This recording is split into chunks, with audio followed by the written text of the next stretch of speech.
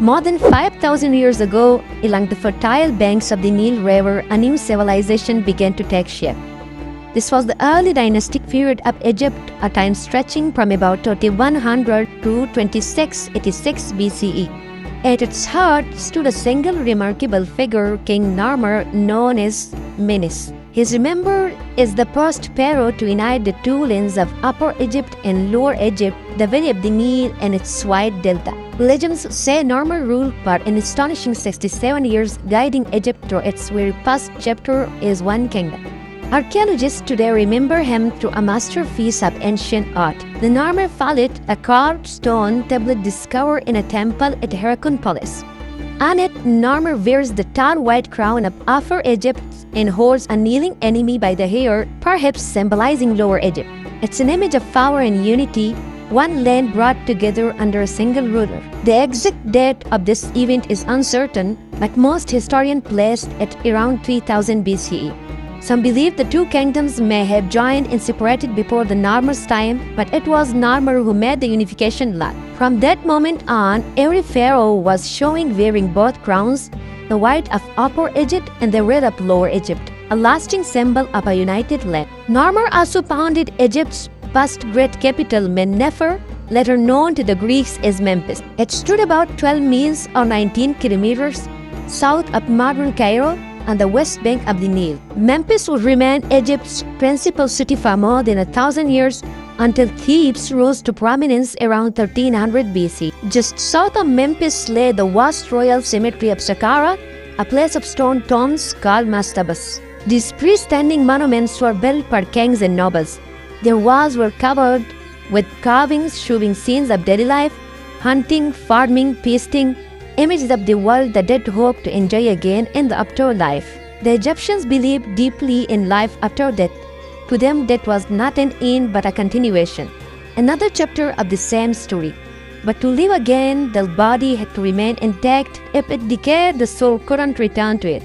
So the priests of early Egypt learned to preserve the dead through a process we now call mummification. The bodies of kings and eventually of many others were carefully treated, dried and wrapped in linen to prevent decay. Egypt's hot, dry desert helped preserve them naturally, but these priests developed techniques that ensured their rulers would last for eternity. This practice, along with the uniting of the kingdoms in the founding of Memphis, set the pattern for Egyptian civilization for centuries to come. The Egyptians' reverence for the afterlife, their devotion to order, and their belief in divine kingship all began here in early dynastic period. By the time Egypt reached the third dynasty, the foundations laid by Narmer had grown into something far more complex. The country was no longer just a collection of villages along the Nile, it had become a powerful and organized kingdom. This new Egypt was a centralized theocracy, meaning its government and its religion were one and the same. At its center stood a single sacred figure, the pharaoh, the living god on earth. The Egyptians believed that their world was ruled by countless gods, each responsible for some part of existence: the sun, the sky, the river, birth and death.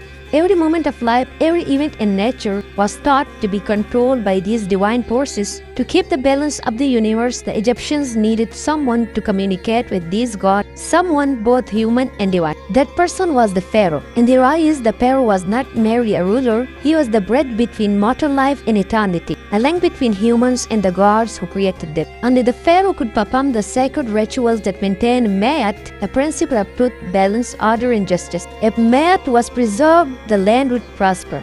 If it was broken, chaos could rise and threaten the world. The pharaoh's crown, his scepter, and his many titles were all symbol of his sacred duty. He was closely associated with Horus, the falcon god, protector of kingship. And when the pharaoh died, his death and rebirth was seen as proof of his divinity. Each new king inherited not only a throne but also a godly spirit, a continuation of divine rule stretching across generations. But how did this extraordinary system come into being? It started long before the pharaohs, when Egypt was still a land of small tribes. For thousands of years, people lived as hunters and gatherers, moving across a landscape of forests, plains, and wetlands. Over time, the climate changed, the land grew drier, and the Nile became the lifeline of the people. Families settled along its fertile banks, planting crops, fishing, and trading with their neighbors. As villages grew, competition for resources increased. In hard times, stronger tribes fought weaker ones for food or territory. The most powerful leaders, usually skilled warriors, became warlords, ruling over larger and larger regions. They kept control by rewarding loyal followers with land, foods, or status, but these rewards were costly in maintaining power and required constant loyalty. To solve this, some leaders claimed divine authority, the idea that they ruled not just by the strength but by the will of the gods. This belief reduced the need for endless fighting and made obedience sacred. It was a brilliant solution. Instead of being feared as conquerors, they were revered as God's chosen ruler.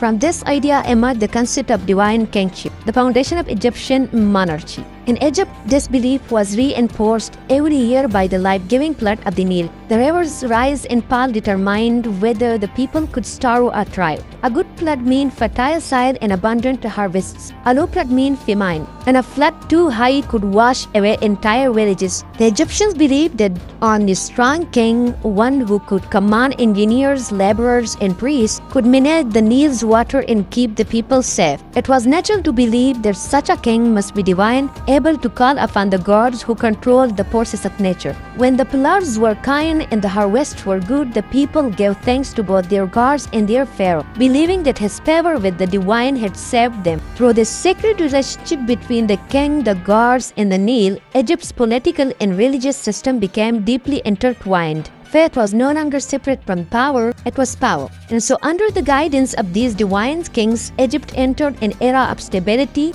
and growth unlike anything the world had ever seen.